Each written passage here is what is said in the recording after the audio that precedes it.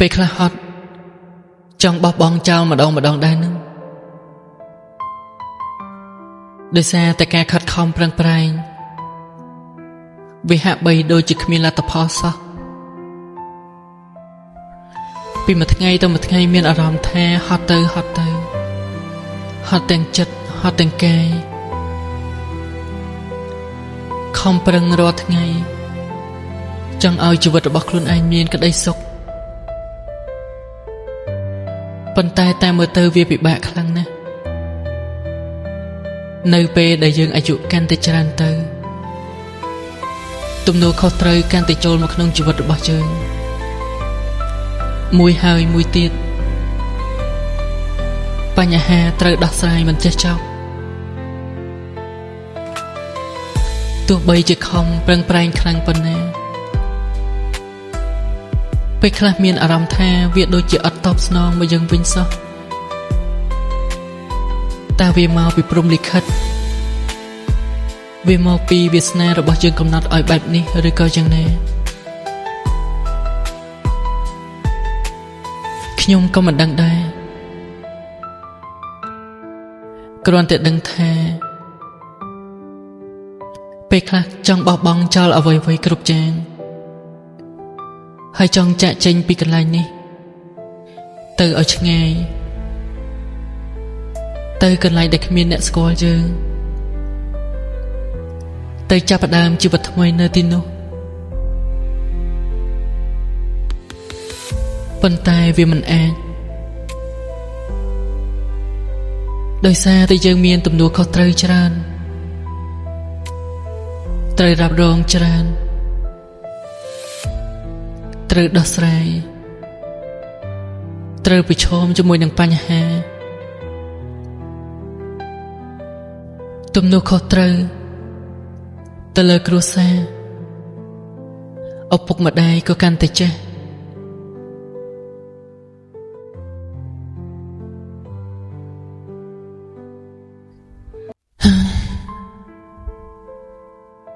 សំបីតែចង់យំពេលនេះក៏គ្មានទឹកភ្នែកស្រក់ដែរអ្នកធ្លាប់ទេ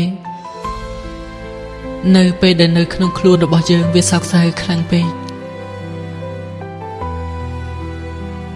ទោះបីជាយើងចង់យំក៏យើងយំមិនចេញដែរវានៅក្រោមគ្រានៅក្នុងចិត្តវាហាក់បីដូចជាទូក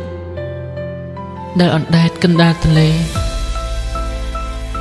មិនដឹងកោះមិនដឹងត្រើយមិនដឹងថាត្រូវអុំទៅផ្លូវណា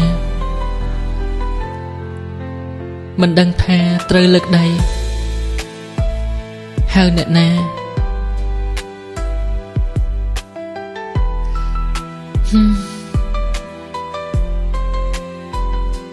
ខ្ញុំនៅតែជឿលើអំពើល្អការធ្វើល្អការគិតល្អ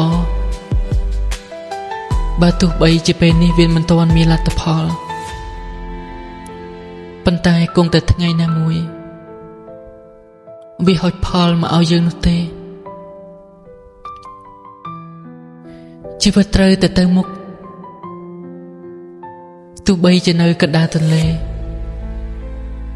ជាមួយនឹងទូកមួយច្រវាមួយក៏ត្រូវតែអុំបើពេលនេះវាយប់ងងឹតខ្លាំងពេកយើងមើលទិសត្រើយមិនឃើញទេគង់តែថ្ងៃស្អែកវាភ្លឺនោះទេ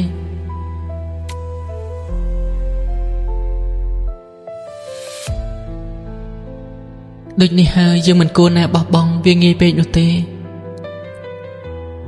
នៅពេលដែលខ្ញុំពិបាកចិត្តខ្លាំងខ្ញុំតែងតែលើកទឹកចិត្តមកកាន់ខ្លួនឯងថាយើងមិនមែនកើតនៅក្នុងគ្រួសារតកូលអ្នកមាននោះទេយើងកើតចេញពីគ្រួសារក្រីក្រលំបាកដូចនេះហើយរឿងដែលយើងបានជួបនៅថ្ងៃនេះវាគ្មានអ្វីអស្ចារ្យនោះទេព្រោះទម្រាំតែយើងមកដល់ថ្ងៃនេះ យើងបានយកឈ្នះការលំបាកជាច្រើនតស៊ូសពគ្រប់បែបយ៉ាងអ្វីៗគ្រប់យ៉ាងដែលបានកើតឡើងនៅថ្ងៃនេះ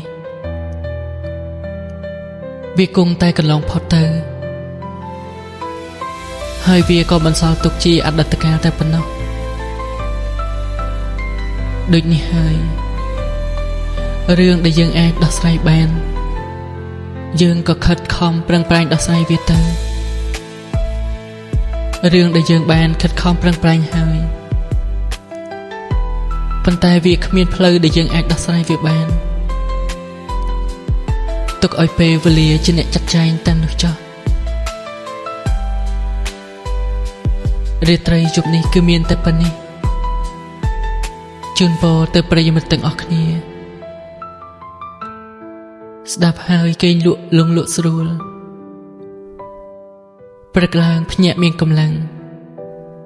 ធ្វើការសិក្សារៀនសូត្រត្រៀមខ្លួនដើម្បីទទួលយកថ្ងៃថ្មីជួបប្រិយមិត្តនៅរាត្រីថ្ងៃក្រោយ